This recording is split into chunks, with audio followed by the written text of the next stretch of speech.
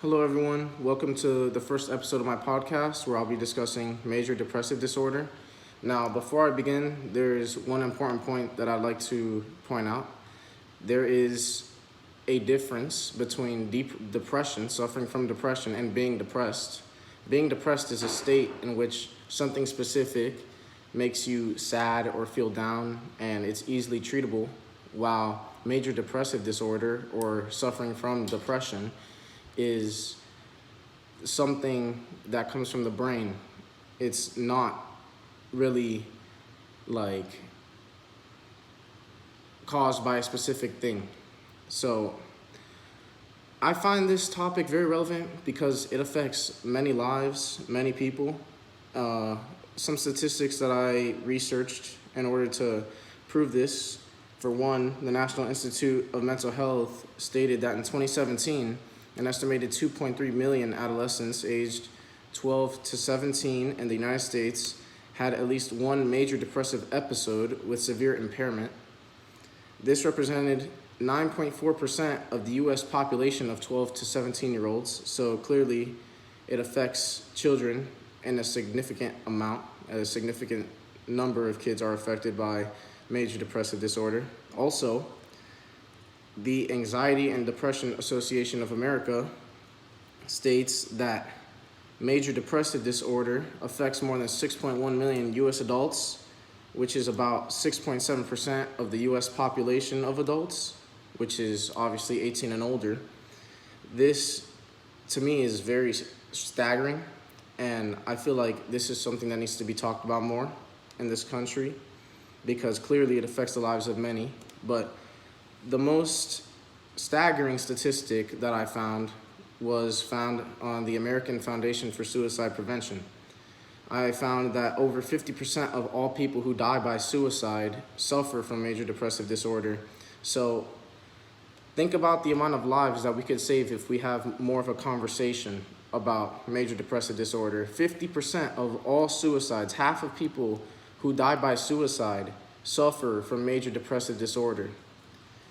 So I feel like it's important for others to understand major depressive disorder. I feel like we all need to be more knowledgeable so we could find signs in other people, maybe save their lives, help them, help families, and make sure, that we all live happy, healthy lives.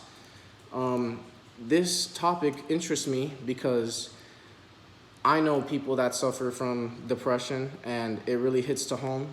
I see signs every day, and it's really sad to see people have to go through depression. It's a very sad disorder that people are born with and they can't control, but I feel like if it's talked about more and people get help, then it could save someone's life. So some symptoms that are found in children early on in life are separation anxiety, which is when they are separated from, for example, their caregiver, their parents. They get very anxious, they get very nervous. Other symptoms include withdrawal from social activities, anger and irritability, substance abuse, and self-harm, which again further proves the point and further supports the statistic that over 50% of all people who die by suicide have major depressive disorder. They want to harm themselves, and these symptoms were found from the United Brain Association. Some causes of major depressive disorder are genetics, major events, and abuse. So many people have major events in their lives, for example, losing a loved one that, like, for example, a caregiver that can affect their life forever, change their chemicals in their brain, and cause the development of major depressive disorder. Maybe someone in their family suffers from major depressive disorder, or maybe they're sexually, physically abused as children, which obviously would lead to problems later because adolescence is a very important time in someone's life because that's where we go through the most growth and development. Um,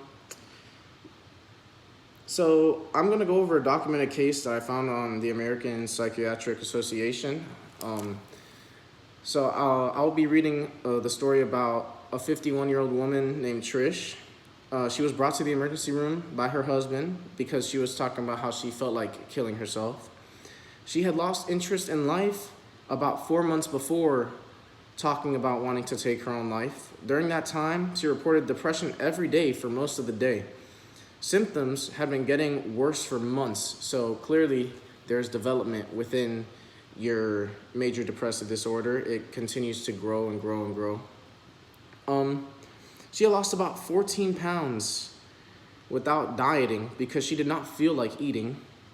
She had trouble falling asleep almost every night and woke up at 3 a.m. several mornings a week, when before she would normally wake up at 6:30.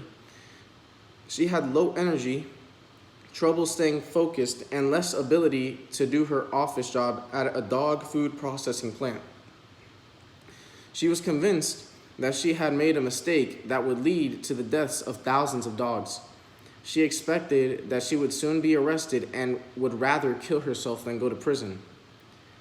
So when she went to the hospital, doctors found that she showed all 9 symptoms of major depression for at least 2 weeks, which include depressed mood, loss of interest and pleasure, weight loss, insomnia, restlessness, loss of energy, extreme guilt, trouble staying focused, and thoughts of suicide. Her doctor soon diagnosed her with major depressive disorder. Luckily, in Trisha's case, she was able to get help, and her husband was there for her. And I feel like if you notice any of these symptoms, and anyone you know, anyone, whether loved ones, friends, even people that you just meet, you should tell them to seek help in a polite way, because a lot of people don't take that stuff lightly, and it's very personal. So there are treatments for major depressive disorder. According to Mayo Clinic, there are different types of therapies that people can attend, such as cognitive behavioral therapy and psychotherapy. There are also medications, for example, antidepressants. Some examples of antidepressants are Zoloft and Prozac. And lastly, people could also have procedures such as electroconvulsive therapy.